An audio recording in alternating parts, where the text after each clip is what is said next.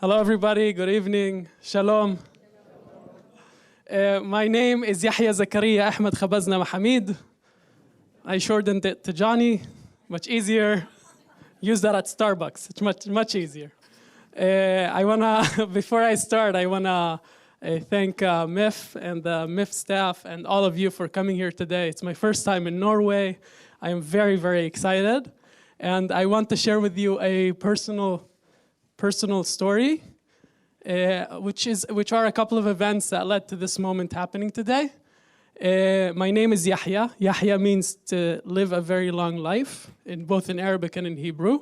I come from the city of al-Fahm. al-Fahm is the third largest Arab city. Has anybody been to al-Fahm before? I see a few hands. Where have you been? Where have you been in al-Fahm? Pass through.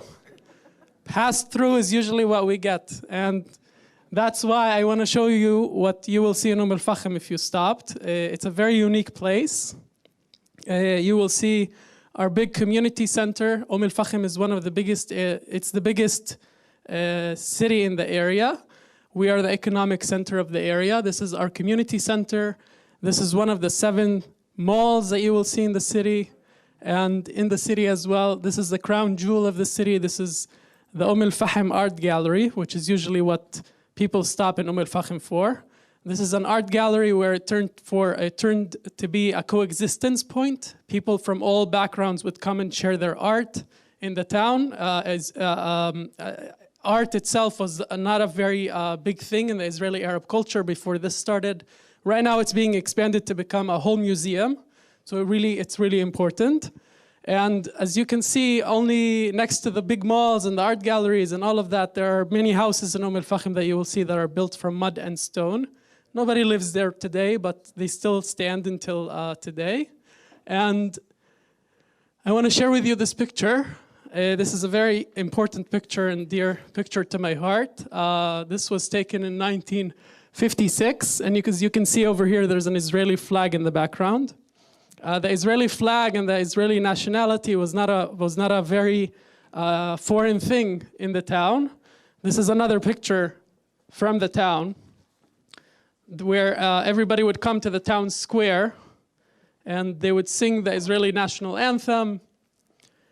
Growing up in this town back then, the Israeli identity and being a part of the state of Israel was very important and was very vibrant. It was a very good time for people to live there.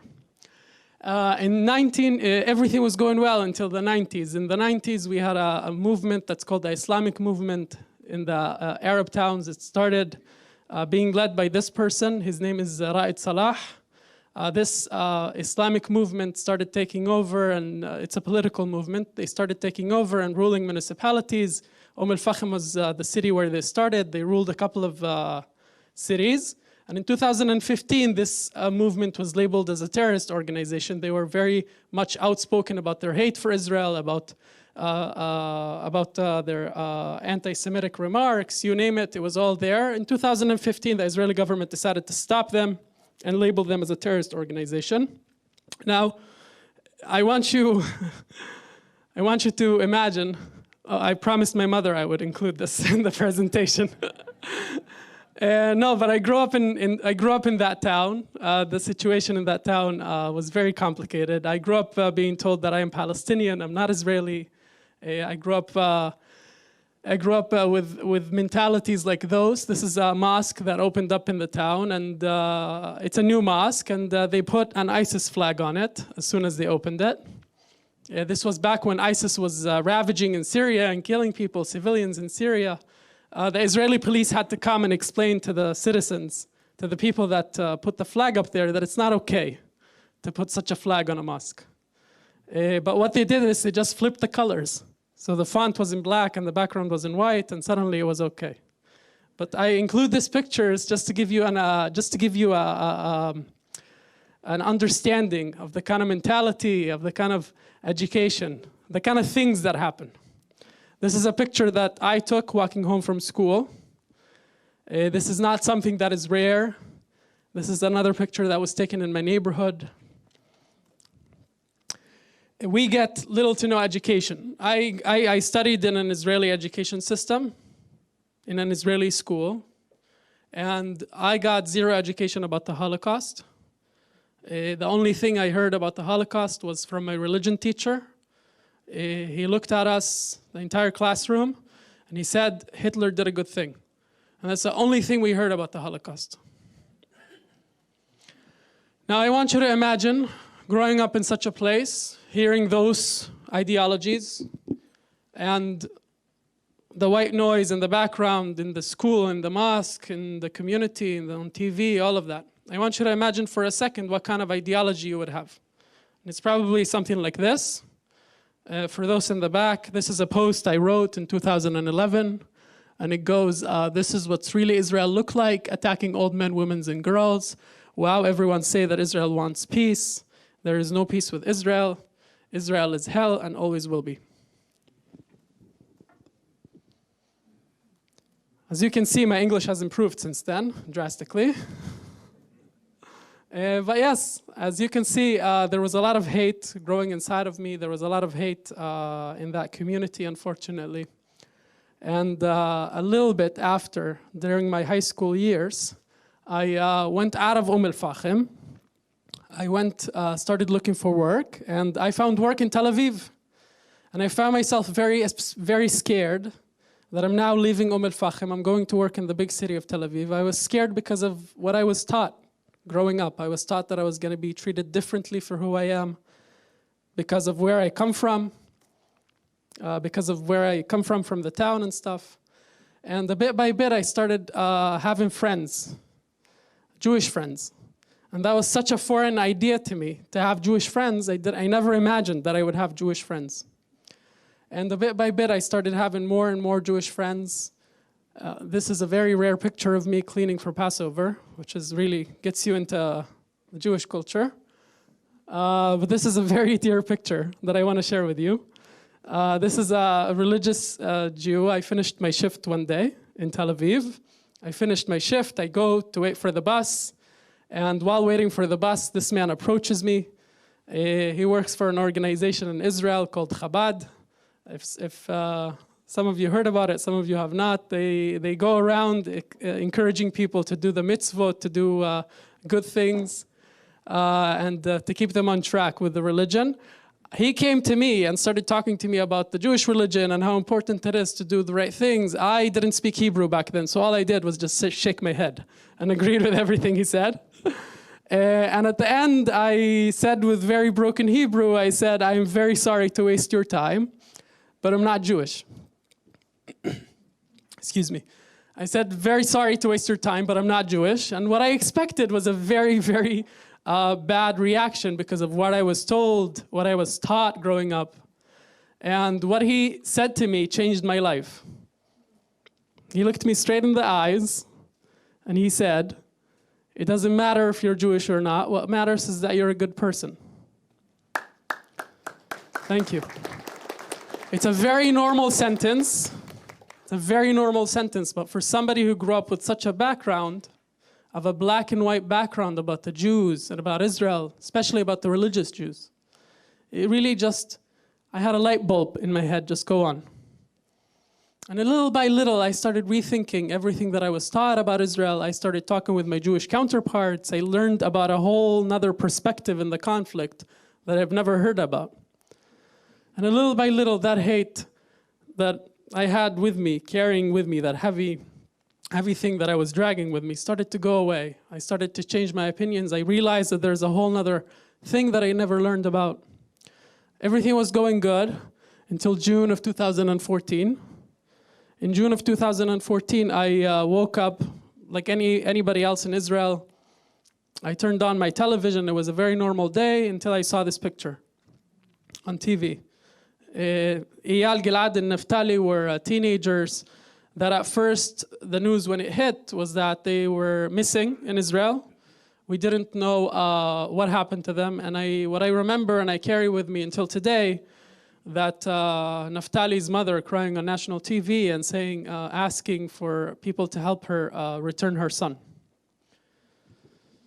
It was a very heavy day in Israel. It was a heavy day for everybody because we also didn't know what happened to the kids. And I decided to do something as much as I can do. I was basically the same age as the kids that were kidnapped. And I found a campaign called Bring Back Our Boys. Bring Back Our Boys was basically a campaign online. And the way to participate is you take a picture with the flag of your country. And I did. I posted this picture at 5 p.m. And I went to see my grandmother. Around 7 p.m., I get a phone call from an anonymous number on my phone. And he says, "Are you Yahya?" I say, "Yes." He says, "Check your phone." Hangs up. I look at my phone, and apparently the picture that I've taken a few hours before, it is circling all over the Arab media, and many people are posting it and having strong opinions about it. But what really stopped me is that there was a lot of people calling me a traitor and a spy. And what stopped me is that there was a news page from al-Fahm. I logged onto the comments. I wanted to see the comments and what people were thinking and calling, reacting to this. And I was scrolling through hundreds and hundreds of comments, of hateful comments. But really what stopped me are those two. Somebody said, I wanna know where his house is so I can go and shoot him. And another person said, I want to hook him to my pickup truck and drag him until he dies. This was not comments from weird people, foreign people, people that I didn't know. Those were comments from people that were my friends in my high school. These were people that were my neighbors.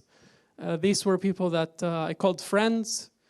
They were exposing information of where I am and where I lived and what do I do and where I work, so other people could come and harm me. I was on house arrest for 2 months. I couldn't leave the house. I missed my graduation in high school. I couldn't go to work. I lost all of my friends. My family didn't speak to me. You name it. For 2 months, I was home and I couldn't do anything. I just stayed home, thinking about what I did wrong. And until today, I can't really answer that question. After the 2 months have passed, I told myself, just like I was misled, there were many others that were misled like me. So I decided to start educating people about Israel in Arabic. I started broadcasting Israel's side in Arabic, which was a very unheard of thing back then. And little by little, I was very surprised to realize that this is not an al-Fahm issue. This is not an Israeli Arab issue. This is a worldwide issue. I didn't learn the word anti-Semitic until later in life, and I realized that this is a worldwide issue. I found myself traveling from one country to another, from one campus to another, from one Jewish community to another, speaking about my personal story, teaching people how to answer tough questions, etc., etc. But really, something in my heart told me, you could do more. You could do more. And in 2018, I was in South Africa. And in South Africa, I got a very special phone call. And it was from the recruitment office for the IDF. They asked me, can you draft in the next 24 hours? I said yes. So in 24 hours, I found myself with an amazing buzz haircut, with a great uniform. And I drafted to the IDF to be a combat soldier. I wanted to be, I've done my part of defending Israel on the international line and everything. I also wanted to be on the borders of Israel, protecting the Israeli citizens. This is me at the Kotel. The Kotel, you can join the IDF. Basically, joining the IDF is not just putting on a uniform and going and fighting. There's an official ceremony, the swear-in ceremony, where you officially join the IDF. And the way you do that is that you get sworn in on your holy book at a very special location in Israel. My brigade was sworn in at the Western Wall, and I was sworn in with the Quran, the holy book, at the Western Wall, and this was a picture that was taken then. It's a very unique picture, but not a very rare picture. There are many Arabs that draft and they get sworn in. It's a very heartwarming pictures. Thank you. In October, I finished my advanced training. I finished my boot camp. It was a very interesting thing. Since then, I learned that I hate canned tuna, which was basically what we had for breakfast, lunch, and dinner at the army. Yeah, it's not a good diet. It's really not a good diet. But when I finished my training, I had another surprise for me. Is that when I was going on my international journey defending Israel, my family was getting attacked back home.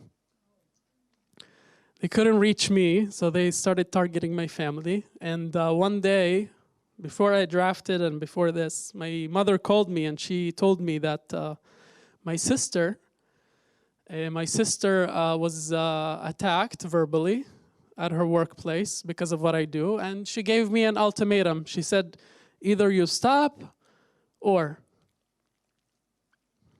I told her, Mom, I'm very sorry, but I chose a path and I will continue down this path until I finish. And then there was no communication with my family at all. When I drafted to the army, I was recognized as a lone soldier. And what is a lone soldier? A lone soldier is an Israeli soldier who has no immediate support from his immediate family. And the reason, the way they verify that is that they actually call up your family and ask, hey, are you in contact with your son? When my platoon commander called my mother to tell her that I drafted and is she in contact with me, my mother was sure that he had the wrong number. So he told her that I joined the army and I've done my basic training and everything. And she came to the ceremony and she saw me after 2 years. And it was a very, very moving thing. I had to explain to her that the whole ceremony is not just about the beret, it's about more. But she says, yeah, you did all of that for just a hat. I said, okay, yeah, maybe. But this was the moment we met after 2 years. It was a very moving moment. She doesn't understand. She did not understand why I do this and why I did this, and but she still supports me. And during my service, I was very lucky to serve in areas like Hebron in the West Bank and in the Golan Heights. And my favorite time in the IDF was Gaza. Being on the Gaza border, I was in the Nahal Infantry Brigade as a combat soldier, and I had the honor to serve on the Gaza border. And being there really brought up a lot of challenges. It was a very stressful time. It was a very interesting time.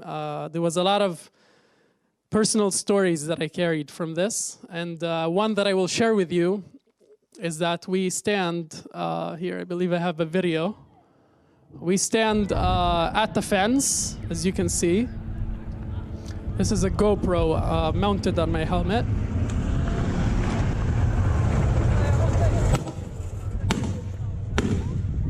This is tear gas.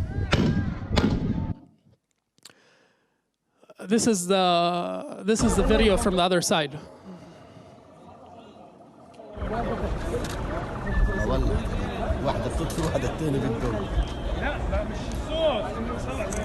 This is an 8,000 people demonstration. This was happening every Friday.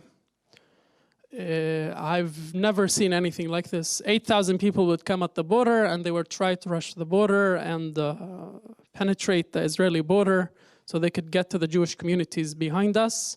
And we were physically at the border protecting the Jewish communities behind us. The reason I bring this moment to you today is that at one of the Fridays where this was going on, you wear protective glasses on your eyes and gloves and all of that to be protected. And at that chain-linked fence, I was hit one time with something in my eye. And I looked down and it's a glass ball bearing. They put it in a slingshot and they fire it at us, at the soldiers. This glass ball bearing is a very unique one because it's a children's toy. And they use this children's toy because if it hits the chain-linked fence, it explodes in the faces of our soldiers. This is a toy that I played with as a kid. In the middle of that chaos, I can't explain it, in the middle of that chaos happening, that took me away for a few moments. And then I realized that they would use everything and anything, even children's toy, to harm us. We talk a lot about the enemy and the other side and this, but being there and witnessing it firsthand was really a lot. This is another picture, another video from the IDF.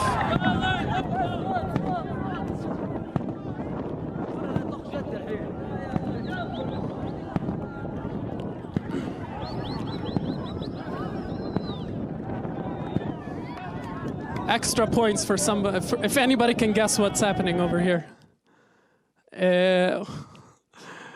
This is another video from the border when we were there. The IDF really made sure not to use lethal force until like really necessary. This is a vehicle with a very big speaker, so to speak, that plays a sound that hurts the ears.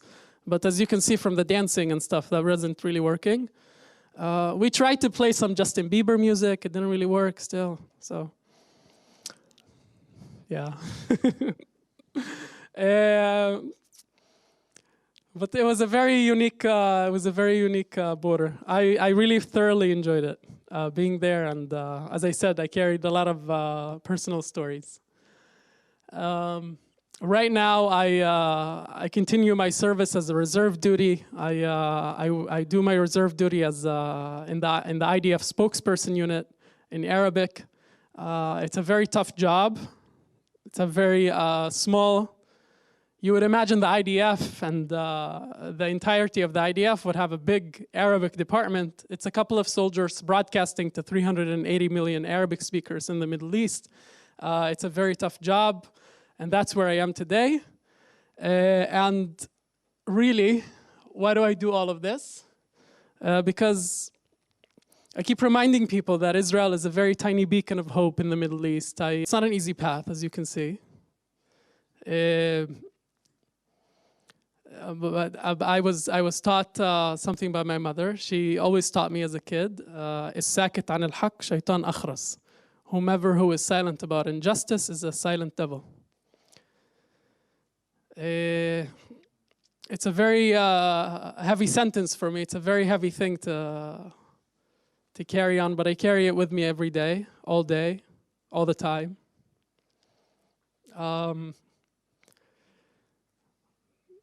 We really, during our journey in life, we walk around and experience and see a lot of injustice in the world, not just related to Israel, to everything. And not everybody stops and tries to fix this injustice. And I don't blame anybody who does or doesn't, but we really have to understand the consequences of not doing so. Is that if we skip and not do something, somebody eventually will have to deal with it, and probably it's going to be much worse for them to deal with it if we left it. Because problems grow with time. And this is my point of view that I carry with me every day. And it's a very heavy one. It has a very massive price, as you can see. Usually I say another one of my jokes at this part, but I really have something to share with you. I was in the US just 2 weeks ago, and when I landed, I got a lot of messages on my Facebook, and we have one of our family members, one of my cousins, who lives in the West Bank. Half of my family lives in the West Bank, in a Palestinian refugee camp. There was a crossfire between the IDF and Palestinian terrorists, and he was caught in the crossfire and was shot and died.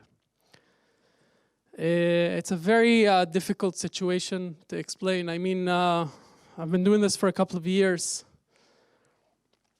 and I can't really put the reality of Israel, the situation of Israel, the complexities of Israel into a PowerPoint slide. But it is really complicated, and we really have a very, very difficult mission for us. And I say for us because there's a reason we're all here today. There's a reason. It's wonderful weather outside, but we're all here inside today. There's a reason, because each and every one of you chose to show support for Israel, who chose to carry on this mission and saw its importance. Being an ambassador for the state of Israel and showing support and educating people is not an easy task to do, but we chose to fix this injustice, all of us, and it's a very important thing to recognize. Now, I really want to share go back with you to this moment. As I said, this man started his conversation with Shalom, and he ended it with that sentence: it doesn't matter if you're Jewish or not, what matters is that you're a good person. I want you to take this with you out of this room and realize that with your next hello, with your next shalom, with your next conversation with the next person that you don't know, you could be really leaving them with a big impact. Thank you.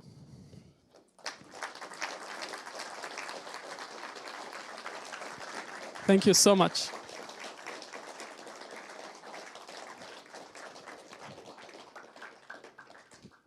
So we have received some questions from on SMS, and one question was, how are you being received in your home city now? And how do you feel about being called a Palestinian now? Oh, okay. I'm not Palestinian. I was born in Israel. I was raised in Israel. How am I being accepted into my town? It's still difficult to go and see my family. But I've helped many other Israeli Arabs from that town draft into the IDF and become a big part of the Israeli society. And the last success we've had was one of my cousins also drafted into the IDF and became a combat soldier. So I'm not the only soldier in the family anymore. And we're seeing more and more. I helped many Israeli Arabs that could not go and join the IDF, and they were afraid for their safety. I've helped many join the Israeli National Service so they could at least say that they've done something. And I really all I want, the big mission is to make a connection, a personal and emotional connection to the Israeli flag. And we've had a lot of successes doing that. So there's acceptance in the town, a bit of more acceptance, and yeah. Thank you. Thank you. Do you think there are many voices in your town and maybe other towns, similar towns, that maybe are afraid to show their support to Israel because there are, so maybe there is more support than maybe that is apparent? I see. Your thoughts of that? There are many people that support. Many of the background supporters were my grandmother. My grandmother that was born and raised in the Palestinian refugee camp. When I went and joined the IDF, and they got the news, she put an Israeli flag on her door. She put an Israeli flag on her door, and when she was challenged about the idea, she said that it was much better when Israel ran the West Bank. It was much better. So she was one of my biggest supporters. There are many supporters that I got in my personal private Facebook inbox, and bit by bit. Again, we're speaking about a population that's not exposed to the IDF, and they're not exposed to the Israeli flag and don't have a connection to the flag. So it's a bit out of proportion to, ask them about their feelings and stuff. They were taught that they should be against it, and that's how they think about it. But once they see a face of an IDF soldier and a name and stuff, sometimes it comes through to them. So yeah, I think there's many supporters. And the people that I helped in my service, in Hebron and in the West Bank, I have a very unique accent in Arabic, unique to al-Fahm. So once they hear my Arabic and my Arabic accent, they realize I'm from al-Fahm, which is a place that doesn't include a lot of soldiers. They would have more questions. And I would be more than happy to answer those questions. It's an old Palestinian dialect, in al-Fahm, so it comes out to them as a surprise when I speak to them in Arabic. It was very unique. It's a question regarding Palestinian children being killed, and how many Palestinian kids are killed by the Israeli soldiers. This is from TikTok? Probably. Oh, I see. Very difficult questions coming from TikTok. There are many lives lost at this conflict. I mean, not a loss of any loss is a bad news, but we speak about emotional loss, emotional damage, all of that. I don't think it does justice to just say a number about the people that were affected, because the people who are affected by this conflict are many, many more. As I just mentioned in front of you, I heard about many terrorist attacks, and I heard about many people losing their lives, and suddenly it hit me close to home when it came the news of my cousin. And yes, at a time of conflict and at a time of unrest, it's really difficult to measure and say and put your finger on a number or like this. There's many, many feelings, and it's a very difficult subject to tackle, I would say. But I just want to say that no IDF soldier would just be going around targeting civilians, or especially kids. Yeah. The next question is also related to the IDF. What was the best and worst experience about being in the IDF? Oh, the best experience? The best experience. No sleeping schedule. No sleeping schedule. I learned that you could probably stay. I didn't sleep at night for 8 months. Then I learned that sleep is optional. I used to sleep on Wednesdays only. Yeah, then I learned that that's not a thing that you keep up, because your body really. Is that both the best and the worst experience? No, that's the best. That's the best. The worst thing about the IDF is probably the food. The food at the IDF is an experience of itself. I will teach you a little trick. There's something called the khalva effect. You know khalva? There's something in the IDF called the khalva effect, and it's a bit by bit. You draft as a civilian, and you suddenly say, I don't eat this, I don't eat this, I don't eat this. And 3-4 weeks later, you say, okay, I don't eat this, but I'll eat this. 8 months later, you'll eat everything. Yeah, I remember it was like a chocolate, peanut butter, tuna, and corn sandwiches. You had to mix it up. You had to mix it up to keep it interesting. No, I think the best experience I've had in the IDF was being able to help people, really, especially in the West Bank. That was really, it warmed my heart. And I got a lot of good words from a lot of mothers and grandparents and kids that came and spoke with me. It was a very nice thing. It was a very, very nice thing to break that barrier, black and white picture of a soldier. I had kids around me one time asking questions about the IDF in Hebron, and it was a really, I don't know if those kids will get another chance to speak at a soldier in Arabic and ask those questions. They get their question answered. They were just asking, what do you eat? When do you sleep? Just asking some random questions. They didn't think that soldiers eat. It's a they never speak to soldiers, so they never imagined that soldiers eat. Yeah. The Jewish Israelis, how do they react to you and your story? Do they trust you? The Jewish Israelis, and do they trust me? I mean, I am Israeli.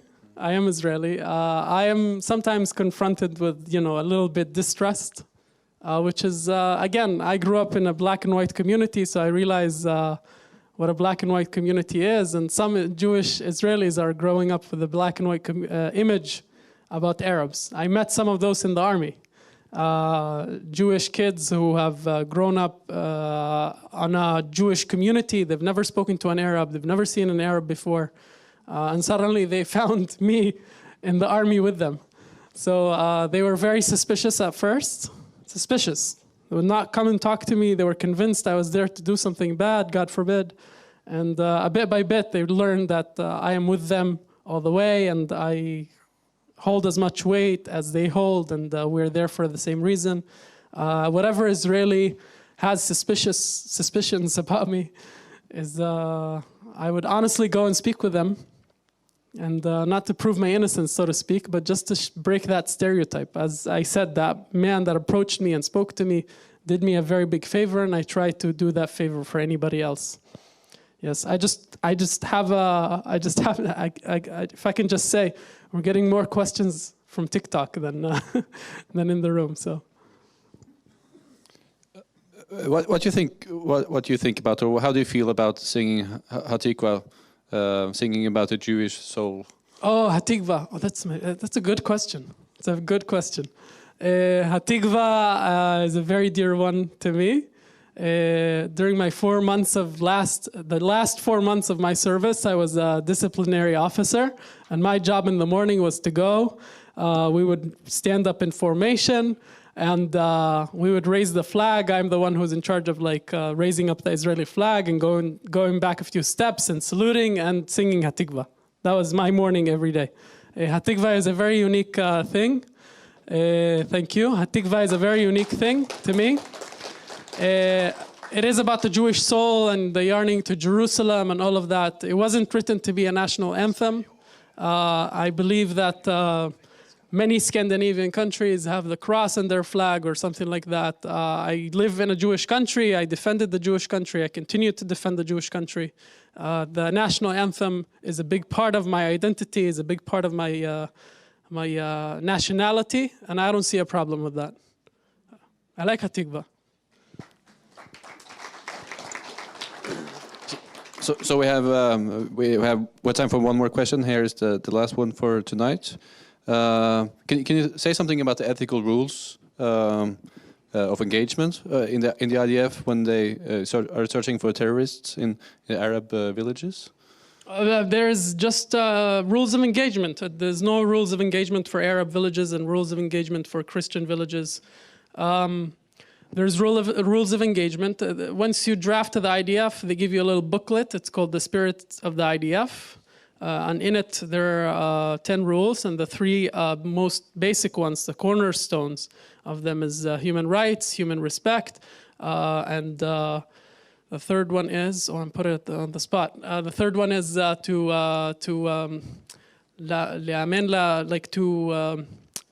to do your missions and all of that, and to love Israel. The rules of engagement are very, very clear. Is that we don't shoot somebody who doesn't have a gun and doesn't cause an immediate threat to us or to any other civilian. And we always try to break any fights or any combat that's about to happen that is unnecessary. As I said, and as I have shown, and as we have seen in the news, mistakes do happen, and they will continue to happen. But the IDF doesn't encourage those. And there are many situations where if it's a mistake and it will be investigated and a conclusion will come, and we'll learn from it and move on.